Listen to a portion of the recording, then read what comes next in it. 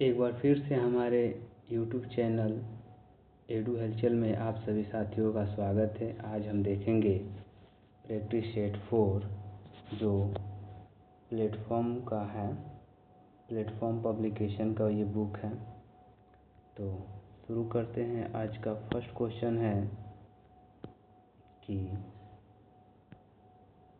चलिए आज का फर्स्ट क्वेश्चन है, जूम कर लेते हैं इसको।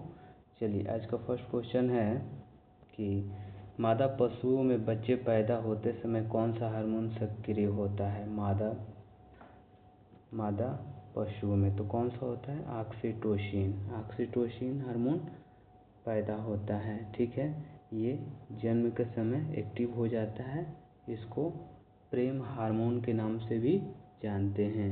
ठीक है, चलिए 2 नंबर क्वेश्चन है, निम्नलिखित में से कौन सी नस्ल संसार में सबसे अधिक दूध उत्पादन करती है। जो गाय की नस्ल है वो सबसे ज़्यादा कौन सी है जो दूध उत्पादन करती है? तो होल्स्टीन फ्रीजियन गाय। ठीक है। 3 नंबर क्वेश्चन है, गायों और भैंसों में एंथ्रेक्स फैलाने के लिए निम्नलिखित में से कौन सा प्रेरक एजेंट जिम्मेवार होता है? तो कौन सा है? तो विषाणु। एंथ्रेक्स फैलाने के लिए कौन सा जिम्मेवार होता है? तो विषाणु। गेहूं की बैकिंग गुणवत्ता ग्लूटेन के कारण होती है। किसके कारण होती है? तो ग्लूटेन के कारण होती है। चलिए 5 नंबर क्वेश्चन देखते हैं। गेहूं के लिए सामान्यतः प्रयोग होने वाले खरपतवार नाशक है। गेहूं के लिए खरपतवार को नाश करने वाला कौन सा है? तो सी 2,4-D। क्या हो जाएगा? 2,4-D। अपने खेतों में छिड़काव करते हैं तो खरपतवार नहीं जमते हैं। निम्नलिखित में से कौन सा हरित ईंधन का स्रोत है? हरित ईंधन का स्रोत कौन सा है? करंज। कौन सा है? करंज। चलिए 7 नंबर क्वेश्चन देखते हैं। हरित क्रांति का लाभकारी वरदान किस विशेष फसलों के लिए है? हरित क्रांति तो विशेष रूप से हरित क्रांति गेहूं और चावल के लिए है। पौधों का कौन सा भाग फूल बनने का उद्दीपन ग्रहण करता है? तो 8 का क्या हो जाएगा? पर्ण। एक परिस्थिति तंत्र में विभिन्न घटकों से होकर पोषक तत्वों का गुजरना क्या कहलाता है? तो जैव भू रसायन चक्र। क्या कहलाता है? जैव भू रसायन चक्र। चलिए 10 नंबर क्वेश्चन है, इको मार्क उन भारतीय उत्पादों को दिया जाता है जो क्या है? पर्यावरण के प्रति मित्र हैं, जिनसे पर्यावरण को ज़्यादा क्षति नहीं होता है। इको मार्क उन उत्पादकों को दिया जाता है। निम्नलिखित में से कौन सा एक जीवाणुक क्रिया द्वारा अपघटित नहीं होता है? तो कौन सा है? तो प्लास्टिक पदार्थ। क्या हो जाएगा? तो प्लास्टिक पदार्थ जो मानव गतिविधियों से परिवर्तित पर्यावरण कहलाता है। मानव गतिविधियों से परिवर्तित पर्यावरण का कहलाता है एंथ्रोपोजेनिक पर्यावरण। क्या कहलाता है? एंथ्रोपोजेनिक पर्यावरण। चलिए 13 नंबर क्वेश्चन है, किसी एकल जाति स्पीशीज और उसके आवास के पर्यावरणीय घटकों का अध्ययन क्या कहलाता है? किसी एकल जाति स्पीशीज और उसके आवास के पर्यावरणीय घटकों को क्या कहते हैं? तो उसको क्या कहते हैं? सौपारिस्थितिकी कहते हैं। भूकंप के केंद्र के ठीक ऊपर पृथ्वी की सतह पर स्थित बिंदु को कहते हैं। तो उसको क्या कहते हैं? अधिकेंद्र कहते हैं। उसको क्या कहते हैं? अधिकेंद्र। 15 नंबर क्वेश्चन है, निम्न में से कौन गर्म जलधारा है? गर्म जलधारा कौन है? तो अल नीनो क्या है? गर्म जलधारा है। हेम्बोल्ट और फॉकलैंड लेबोडोर ये ठंडी जलधारा है। चावल उत्पादन में विश्व में प्रथम स्थान पे किस देश का है? तो चीन का है। विश्व में प्रथम स्थान किसका है? तो चीन का है। चलिए चीन गेहूं उत्पादन में विश्व का पहले स्थान पे है और अमेरिका क्या है? मक्का उत्पादन में पहले स्थान पे है और ब्राज़ील गन्ना उत्पादन में पहले स्थान पे है, और भारत क्या है, भारत सब्जियां उत्पादन में पहले स्थान पे है। चलिए, किस ग्रह के घूर्णन की दिशा पूरब से पश्चिम है? पूरब से पश्चिम की ओर कौन सी ग्रह घूमता है? तो वो कौन सा ग्रह है? तो वो है, कौन सा ग्रह है? वह है बुध ग्रह। कौन सा ग्रह है? तो बुध ग्रह। चलिए, 18 नंबर क्वेश्चन है, सूर्य और पृथ्वी के बीच चंद्रमा आ जाने से कौन सी घटना होती है? सूर्य और पृथ्वी के बीच चंद्रमा आ जाता है तो क्या होता है? सूर्य ग्रहण होता है। सूर्य और पृथ्वी के बीच चंद्रमा आएगा तो सूर्य ग्रहण। कृषि उद्योग को दर्जा देने वाला भारत का प्रथम राज्य कौन है? कृषि को उद्योग का दर्जा कौन दिया था राज्य? तो महाराष्ट्र। कौन सा राज्य दिया था कृषि को उद्योग का दर्जा? तो महाराष्ट्र। किस प्रकार की वस्तु पर स्टार रेटिंग की प्रणाली प्रयोग में लाई जाती है? किस प्रकार की वस्तु पर स्टार रेटिंग की प्रणाली प्रयोग में लाई जाती है? तो वो कौन सा है? इलेक्ट्रिक एवं इलेक्ट्रॉनिक्स वस्तुएं पे स्टार रेटिंग। अशोक मेहता समिति 1977 का संबंध किससे है? अशोक मेहता 1977 क्या है? त्रिस्तरीय पंचायत राज की व्यवस्था का ये सुझाव दिया था। अशोक मेहता समिति 1977 में आई थी। और अनुच्छेद 40 किससे संबंधित है? तो राज्यों में ग्राम पंचायत के गठन से संबंधित है। अनुच्छेद 41 के तहत निम्न में कौन सा योजना भारत सरकार द्वारा चलाई जा रही है? तो भारत सरकार द्वारा कौन सी योजना चलाई जा रही है? तो अन्नपूर्णा योजना और इंदिरा गांधी विधवा पेंशन योजना, यानी कि दोनों अनुच्छेद 41 के तहत अन्नपूर्णा योजना और विधवा पेंशन। ठीक है।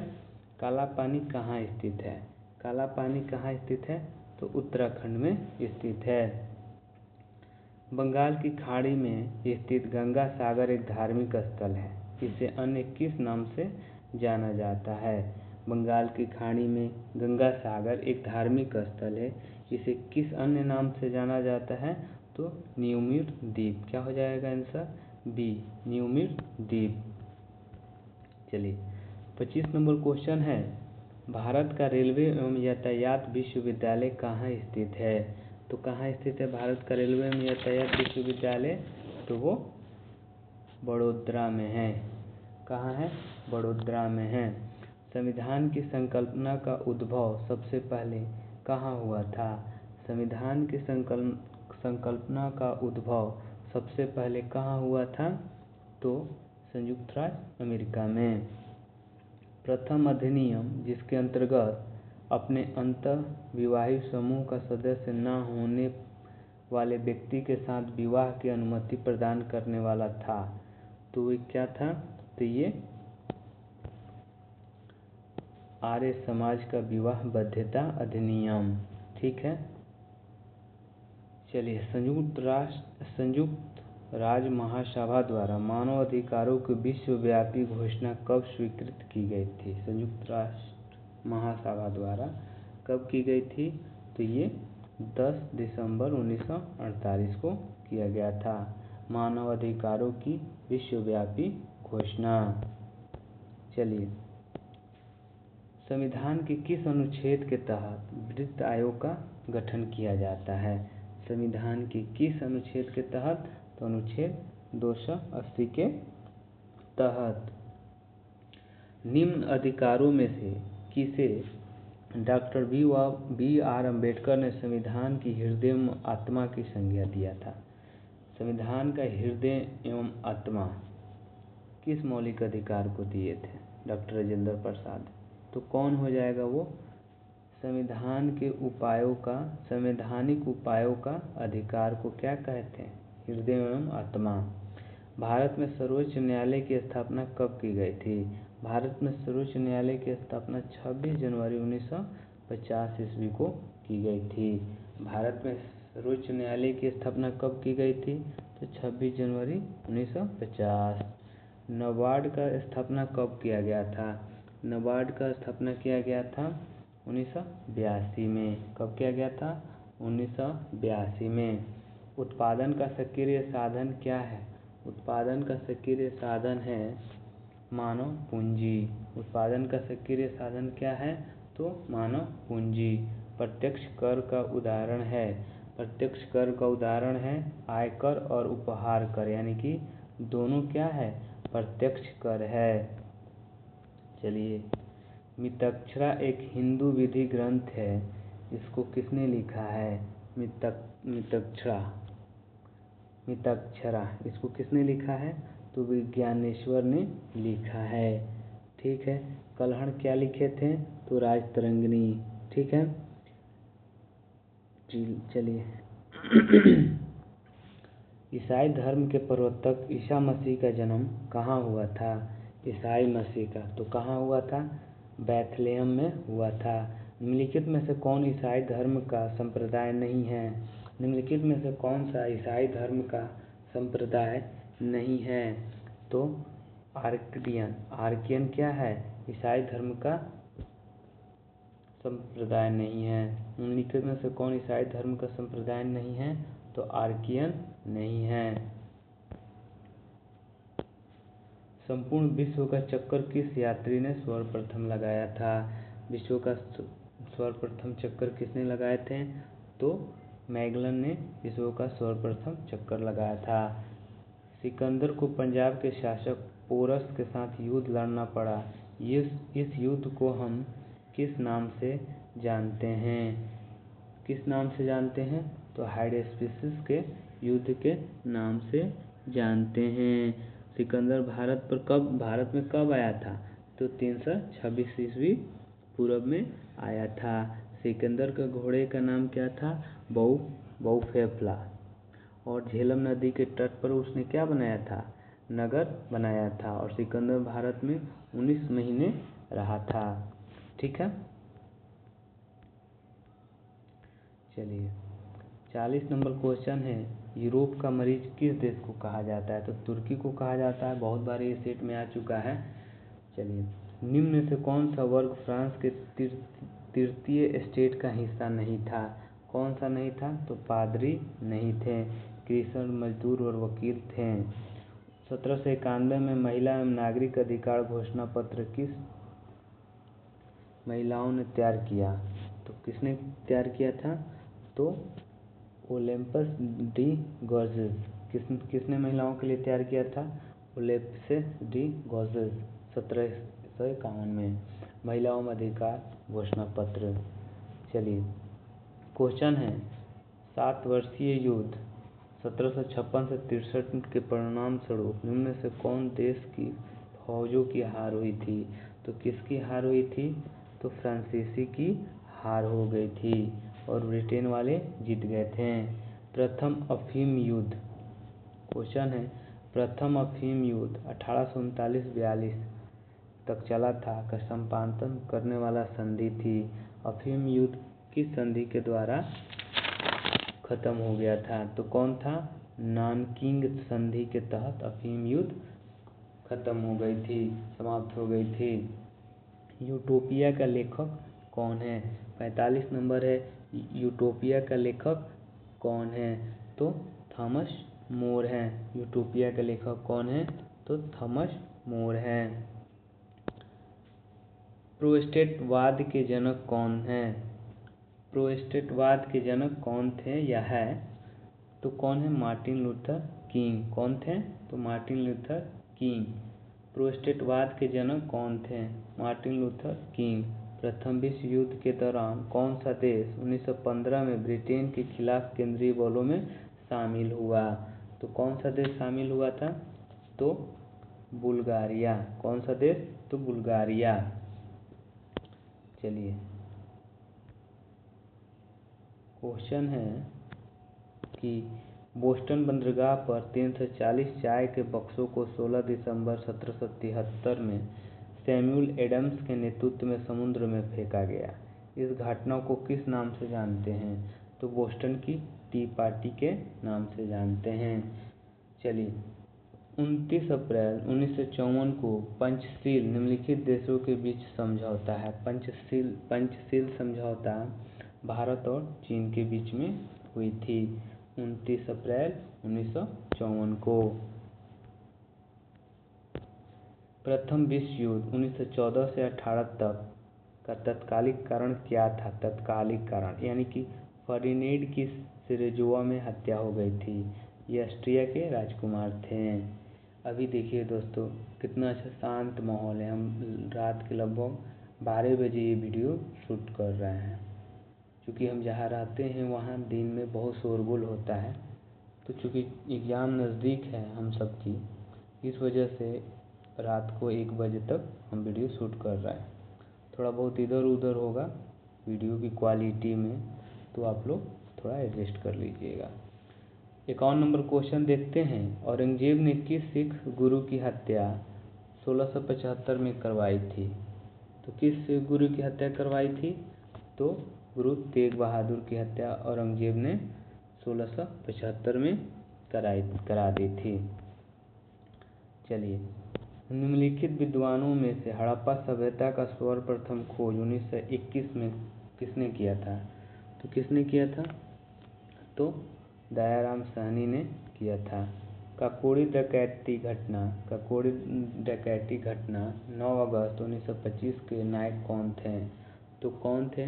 तो रामप्रसाद बिस्मिल नायक थे। ठीक है, चलिए 54 नंबर क्वेश्चन देखते हैं। निर्गुण संत कबीर के गुरु कौन थे? निर्गुण संत कबीर के गुरु कौन थे? तो रामानंद। कौन थे निर्गुण संत कबीर के गुरु कौन थे? तो रामानंद। निम्नलिखित में से किसने लखनऊ में सन 1857 के विद्रोह का नेतृत्व किया? तो कौन था वो? हजरत महल ने किया था। लखनऊ में किसने 1857 का विद्रोह का नेतृत्व किया था? तो हजरत महल। अकबर ने पंचमहल का निर्माण जो खंभों के लिए विख्यात है कहाँ किया था? पंचमहल का निर्माण सिकंदराबाद में किए थे। कहाँ किए थे? सिकंदराबाद में। 1853 ईस्वी में लॉर्ड डलहौजी ने जो पहले टेलीग्राफ लाइन शुरू की थी, किसके किसके बीच शुरू की थी? तो किसके किसके बीच शुरू की थी? कलकत्ता और आगरा के बीच में पहली टेलीग्राफ लाइन शुरू हुआ था। कलकत्ता और आगरा के बीच। केप ऑफ गुड होप के रास्ते भारत तक के समुद्री मार्ग की खोज किसने की थी? केप ऑफ गुड होप के कौन किया था? तो वास्को डिगामा। कौन किए थे? Vasco da Gama. सुम्मिलित कौन नहीं है? तो सुम्मिलित कौन नहीं है, यानी कि हमको देखना है कि सुम्मिलित कौन नहीं है। तो 5 अक्टूबर अंतर्राष्ट्रीय वृद्ध दिवस, यही सुम्मिलित नहीं है, यानी कि बाकी सुम्मिलित है। 16 अक्टूबर को क्या मनाते हैं? विश्व खाद्य दिवस। 9 अक्टूबर को विश्व डाक दिवस। 8 अक्टूबर को भारतीय वायु सेना दिवस। ठीक है, चलिए 60 नंबर क्वेश्चन देखते हैं। बैंकिंग लोकपाल योजना की शुरुआत किसने की थी? बैंकिंग लोकपाल योजना की शुरुआत किसने किया था? तो रिजर्व बैंक ऑफ इंडिया ने किया था। और निम्नलिखित में से कौन सा एक युग्म सम्मिलित है? सम्मिलित है यानी कि सभी सम्मिलित है। ब्लू बुक किस देश का है? तो यूनाइटेड किंगडम यानी ब्रिटेन का। ग्रीन बुक इटली का। ग्रे बुक जापान का। Grey Japan, green Italy, blue UK. ठीक है, लोकसभा की प्रथम महिला महासचिव थी। लोकसभा की प्रथम महिला महासचिव कौन थी? तो स्नेहलता श्रीवास्तव जी थी। कौन थी? स्नेहलता श्रीवास्तव। खाली स्थान निम्नलिखित दस्तावेज है जो एक मानव विज्ञानी संस्कृति का चित्रण दर्शाते अनुसंधान से करता है। तो वो दस्तावेज कौन सा है? तो ये दस्तावेज है एथनोग्राफी लिखित दस्तावेज है जो एक मानव विज्ञानी संस्कृति का चित्रण दर्शाते अनुसंधान से तैयार करता है। आर्ट ऑफ लिविंग के प्रस्तावक और प्रचारक कौन हैं? Art of living. Art of living के कौन हैं? तो श्री श्री रविशंकर जी हैं। श्री श्री रविशंकर जी आर्ट ऑफ लिविंग। दक्षिण अमेरिका में मध्य अक्षांशीय घास के मैदान का क्या नाम है? तो उसका क्या नाम है? पंपास। क्या नाम है? दक्षिण अमेरिका में मध्य अक्षांशीय घास के मैदान का क्या नाम है? तो पंपास। ठीक है। डाउन्स कहाँ है? तो डाउन्स ऑस्ट्रेलिया में घास का मैदान है। ठीक है। ग्रेट विक्टोरियन मरुस्थल कहाँ स्थित है? ग्रेट विक्टोरियन मरुस्थल कहाँ स्थित है? तो ऑस्ट्रेलिया में है। कहाँ है? ग्रेट विक्टोरियन मरुस्थल कहाँ है? तो ऑस्ट्रेलिया में है। चलिए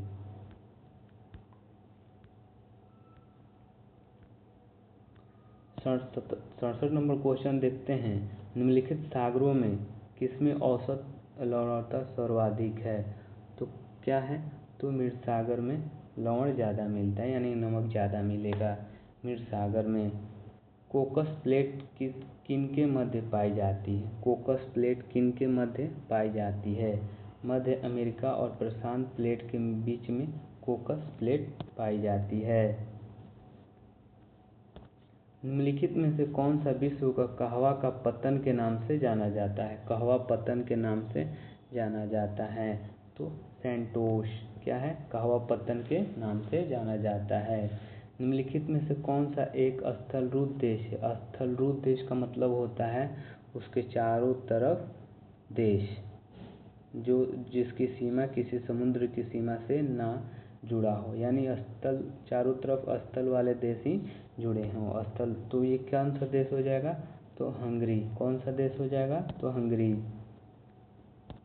निम्नलिखित में से कौन सा द्वीप क्षेत्रफल में सबसे बड़ा है? क्षेत्रफल में सबसे बड़ा ऑप्शन के अनुसार तो बोर्नियो द्वीप है। ऐसे ग्रीनलैंड द्वीप है विश्व में सबसे बड़ा, लेकिन ऑप्शन में क्या हो जाएगा? बोर्नियो। ग्रीनलैंड का 21 लाख वर्ग किलोमीटर है क्षेत्रफल। ठीक है। निम्नलिखित में से किस क्षेत्र में भूमध्य सागरीय जलवायु प्रचलित नहीं है? तो कौन सा देश है? पंपास। निम्नलिखित में से किस क्षेत्र में भूमध्य सागरीय जलवायु प्रचलित नहीं है? पंपास। वह देश जो विश्व में रेशम का सबसे बड़ा उत्पादक है, वो कौन सा देश है? तो चीन। ठीक है। चलिए, संयुक्त राज्य अमेरिका को छोड़कर विश्व के निम्न देशों में से कौन सा देश कच्चे तेल का सर्वाधिक उत्पादन करता है? अमेरिका को छोड़ देना, तो अमेरिका को छोड़ देंगे तो कच्चे तेल में सऊदी अरब आ जाएगा। कौन सा देश आ जाएगा? सऊदी अरब। निम्नलिखित में से कौन सा देश भौगोलिक क्षेत्र की दृष्टि से सीमा रहित सबसे बड़ा देश है? सीमा रहित, जिसका कोई सीमा नहीं है, तो वो क्या है? जापान। क्या है? जापान। सर्वाधिक उत्तरी दक्षिणी अक्षांश लंबाई वाली सीमा वाला देश है, तो कौन सा देश है? तो वो हो जाएगा चिली। ठीक है। 77 नंबर क्वेश्चन देखते हैं। निम्नलिखित में से कौन से ब्रांड द्वारा भारतीय संस्थान विदेशी बाजारों विदेशी मुद्रा के बजाय रुपयों में पैसा जुटा सकता है? तो वो कौन सा है? तो मसाला बॉन्ड। कैशलेस लेन देन को बढ़ावा देने के लिए भारत सरकार द्वारा किस समिति का गठन किया गया था? तो उस समिति का क्या नाम है? नीरज गुप्ता समिति। नीरज कुमार गुप्ता समिति कैशलेस से संबंधित है। निम्न उपायों में कौन सा भारतीय भुगतान संतुलन स्थिति को सुधारने में सक्षम नहीं है? निम्न उपायों में कौन सा भारतीय भुगतान संतुलन स्थिति को सुधारने में सक्षम नहीं है? तो क्या हो जाएगा? निर्यातों पर अधिक कर लगा देने से भुगतान संतुलन नहीं सुधरेगा। किस अर्थशास्त्री ने भारत में सबसे पहले वैज्ञानिक दृष्टिकोण पूछेगा तो BKRV राव। BKRV राव। क्या हो जाएगा? BKRV राव। ध्यान देना है, वैज्ञानिक दृष्टिकोण से।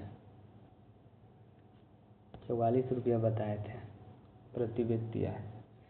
2011 की जनगणना के अनुसार 2001-11 के दशक में जनसंख्या वृद्धि दर की प्रतिशत क्या थी? ठीक, तो क्या थी प्रतिशत? कितने प्रतिशत से जनसंख्या बढ़ी थी? तो जनसंख्या बढ़ी थी 17.67% से भारत की जनसंख्या बढ़ी थी। भारत में सेवा कर किसकी सिफारिश से लागू हुआ? भारत में सेवा कर किसकी सिफारिश से लागू हुआ था? तो राजा जे चेलिया समिति, राजा जे चेलिया समिति के द्वारा सेवा कर लागू हुआ। भारत में पहली पंचवर्षीय योजना का आधार क्या था? भारत में पहली पंचवर्षीय योजना का जो आधार था हेरोल्ड डोमर मॉडल पे आधारित था। हेरोल्ड डोमर मॉडल पे आधारित था। चलिए, लेखानुदान बना है तो बजट पारित लंबित होने के कारण निधि आवंटन हेतु। भारतीय संविधान दिवस कब मनाते हैं? भारतीय संविधान दिवस कब मनाते हैं? तो हम 26 नवंबर को भारतीय संविधान दिवस मनाते हैं। 26 नवंबर के दिन क्या हुआ था?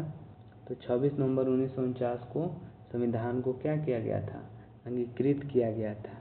ठीक है, और 26 जनवरी 1950 को इसको लागू किया गया था। ठीक है, भारत सरकार का कौन सा अधिकारी सदस्य न होते हुए भारतीय संसद की कार्यवाही में भाग लेने का अधिकार रखता है? वो अधिकारी कौन है जो संसद की कार्यवाही में भाग लेने का अधिकार रखता है? तो कौन है? तो वो है हमारे अटॉर्नी जनरल साहब। क्या है? अटॉर्नी जनरल साहब। चलिए 87 नंबर क्वेश्चन देखते हैं। निम्नलिखित संविधान के भाग 4 में दिए गए निर्देशित सिद्धांतों में निम्न से कौन सा सूचीबद्ध है? सूचीबद्ध कौन सा है? तो सामान्य कार्य के लिए सामान्य वेतन, ठीक है। समान नागरिक संहिता, ठीक है।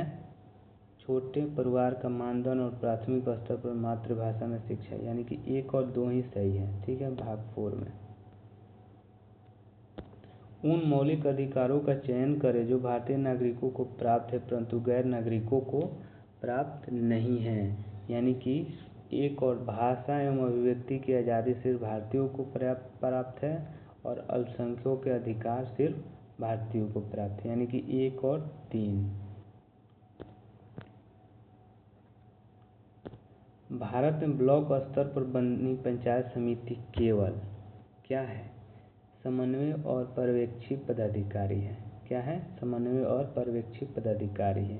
एक एमपी की सीट को रिक्त घोषित किया जा सकता है यदि वो सदन में लगातार 2 माह की अवधि के लिए अनुपस्थित रहता है। बिना बताए हुए स्पीकर को अगर हमारे एमपी साहब 2 महीना गायब रहते हैं तो वो रिक्त घोषित कर दिया जाएगा। चलिए,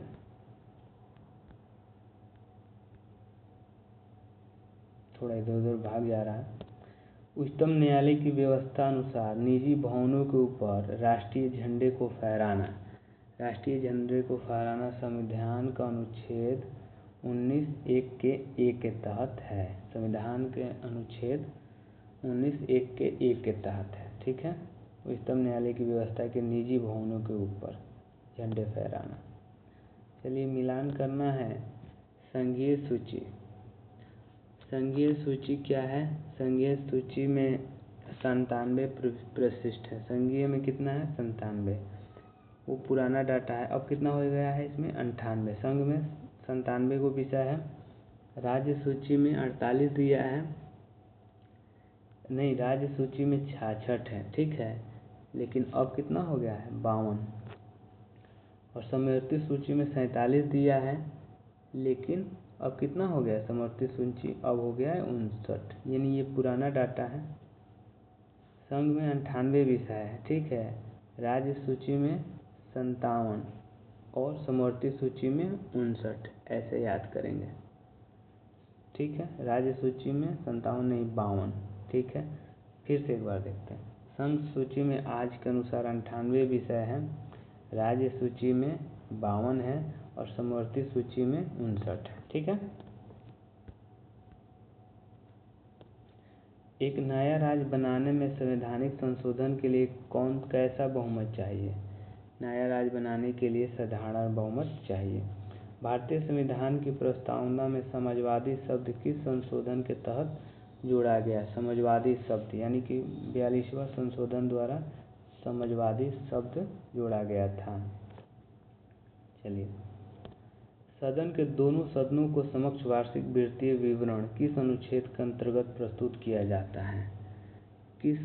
तो वो अनुच्छेद 112 है। कौन सा अनुच्छेद है? 112 है। प्रजातीय भेदभाव किसका उल्लंघन है? प्रजातीय भेदभाव किसका उल्लंघन है? तो ये हो जाएगा सामाजिक समानता एवं सामाजिक न्याय का सिद्धांत का उल्लंघन है। चलिए 98 नंबर क्वेश्चन है, 97 नंबर क्वेश्चन है कि कौन सा निम्नलिखित में से गलत बयान कौन सा है? तो गलत बयान कौन सा है? तो लोकतंत्र समाजी विभेद के आधार पर देश को विखंडित करने में सहायता करता है। लोकतंत्र सामाजिक विभेद के आधार पर देश को विखंडित करने में सहायता करता है, यही गलत है। चलिए 98 नंबर क्वेश्चन है, किसी राज्य की विधानसभा में अधिकतम सदस्यों की संख्या कितनी हो सकती है? तो कितनी हो सकती है? तो 500 अधिकतम हो सकती है। अभी उत्तर प्रदेश में सबसे अधिक 403 सीट विधानसभा में, मतलब पूरे राज्यों में सबसे अधिक किसका है? उत्तर प्रदेश का 403 सीट। सांप्रदायिकता का सही अर्थ क्या है? सांप्रदायिकता का सही अर्थ क्या है? अपने धर्म को सभी धर्मों से श्रेष्ठ समझना क्या है? सांप्रदायिकता है। सर्वोच्च संप्रभुता का किसका अनिवार्य लक्षण है? सर्वोच्च संप्रभुता किसका अनिवार्य लक्षण है? तो ये किसका है? राज्य का है। तो ये था हमारा प्रैक्टिस सेट 4। मिलते हैं अगले वीडियो में, तब तक के लिए नमस्कार, जय हिंद, जय भारत। आशा करते हैं आप सभी कुशल मंगल होंगे। धन्यवाद।